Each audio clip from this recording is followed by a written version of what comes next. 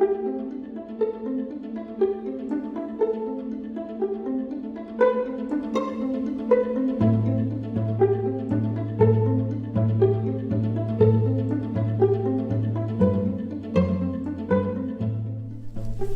seeing a female roe deer run about 100 metres in front, and a really good little tip is to mark where you've just seen an animal run.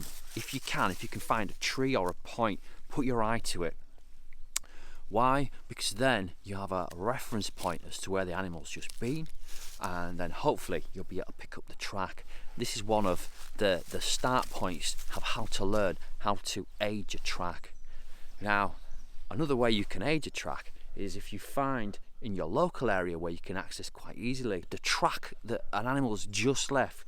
For example, we'll see if we can find the roe deer track up there. Keep an eye on that track, and over time take photographs of it. And what you'll notice then is how that track changes over time. Other things to note as well is the weather patterns that are happening as that track is changing. What you'll notice, for example, that a heavy downpour will dull a track considerably or even obscure it completely depending on its age. Let's go see if we can find it. Okay, so not only have we found it, we found where they've been sleeping. Here we go, look. This here is what we call a couch locally, and this is an area that the deer has scraped up and is going to be using to lay low. This is a great find because I know that this deer was here literally a minute ago, and you can tell how fresh it is. Not only have we got marks on the ground where the actual fur has been and made an indent into the mud itself, we've also got fur. So we've got hairs that have been left behind by the roe as it's shedded, probably shedding quite a bit because we're now going from winter into spring and it's starting to get its summer coat, which is a beautiful red colour.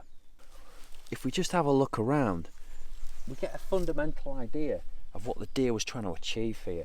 This point here is just in a very minor dip in the ground. So when she was laying here, she got a little bit of cover from her body from being low to the ground, but could see quite a long distance around her. So she spotted me coming over there from the dead ground.